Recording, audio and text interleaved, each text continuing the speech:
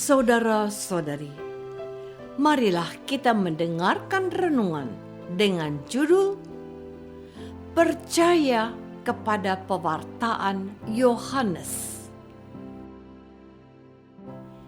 yang berdasarkan pada Injil Matius bab 21 ayat 23. Yesus bersabda, Yohanes datang untuk menunjukkan jalan kebenaran kepadamu, dan kamu tidak percaya kepadanya. Tetapi pemungut-pemungut cukai dan perempuan-perempuan sundal percaya kepadanya. Dalam nama Bapa dan Putra dan Roh Kudus. Amin.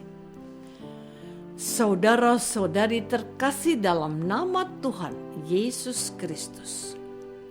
Pada suatu ketika, Yesus menyampaikan perumpamaan ini kepada para pengikutnya. Apakah pendapatmu tentang ini? Seorang mempunyai 2 anak laki-laki. Ia pergi kepada anak yang sulung dan berkata, "Anakku, pergi dan bekerjalah hari ini dalam kebun anggur." Jawab anak itu, "Baik, Pak." Tetapi ia tidak pergi. Lalu orang itu pergi kepada anak yang kedua dan berkata demikian juga. Dan anak itu menjawab, "Aku tidak mau." Tetapi kemudian ia menyesal, lalu pergi juga. Siapakah di antara kedua orang itu yang melakukan kehendak ayahnya? Jawab mereka, "Yang terakhir."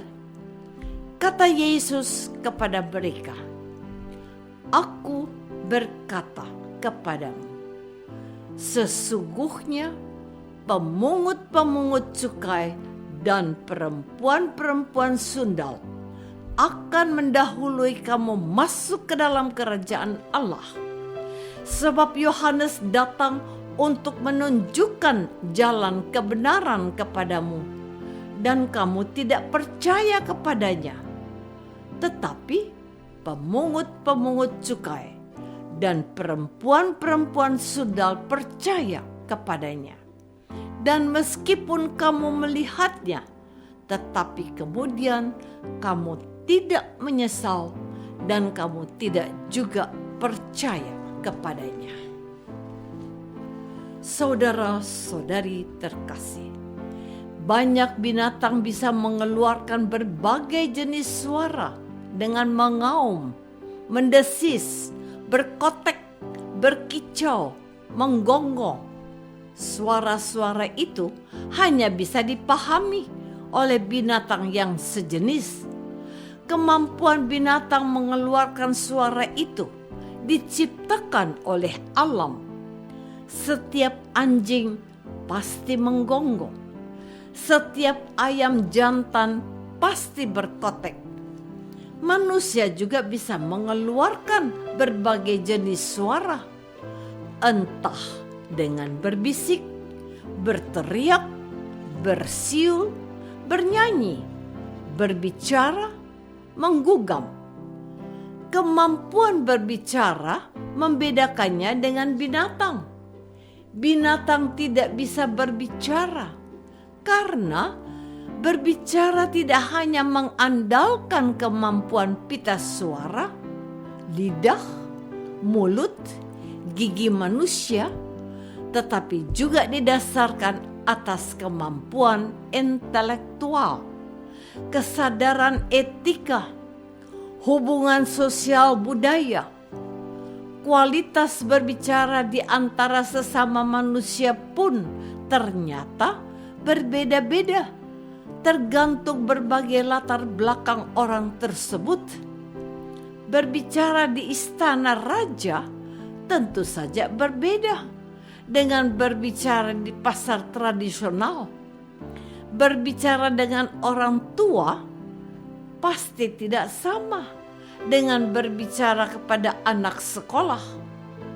berbicara menunjukkan kualitas kemanusiaan kita. Saudara-saudari terkasih, banyak orang menggunakan kemampuan berbicara ini untuk mendapatkan uang, memperoleh simpati orang lain, bahkan agar meraih kekuasaan politik. Cobalah datang pada suatu pasar malam. Telinga kita akan disesaki suara para pedagang yang menawarkan jualannya. Di televisi ada banyak acara yang mengandalkan kemampuan berbicara para pengisi acaranya. 2 tahun lagi, banyak juru kampanye akan tampil di berbagai panggung politik untuk membuka jalan berkuasa. Apakah kemampuan berbicara mereka itu salah atau jelek? Tidak sama sekali. Begitulah, kehidupan manusia harus diisi, bahkan diselamatkan dengan berbicara. Para pengacara membantu para terdakwa dalam sidang pengadilan dengan berbicara. Para psikolog menemani orang-orang yang dalam masalah dengan memberi jalan keluar. Para biarawan mendoakan seluruh umat manusia. Para guru mendidik murid-muridnya dengan mengajar di dalam kelas. Berbicara bukan hanya menunjukkan kemanusiaan kita, tetapi bahkan menyelamatkan hidup manusia. Sudah semestinya kita bukan hanya mampu bersuara, lebih dari sekedar menyampaikan pikiran dan perasaan, tetapi memberi berkat kepada hidup manusia lain dengan berbicara. Saudara-saudari terkasih, berbicara yang menyelamatkan manusia dari dosa dan kematian, itulah yang dilakukan Yohanes Pembaptis. Inilah yang menyebabkan kaum pemungut cukai dan perempuan sundal mendengarkan pengajaran Yohanes dan mengikuti nasihat yang disampaikannya. Walaupun mereka dianggap sebagai orang berdosa oleh keagamaan Yahudi, tetapi mereka mau diselamatkan oleh Yohanes.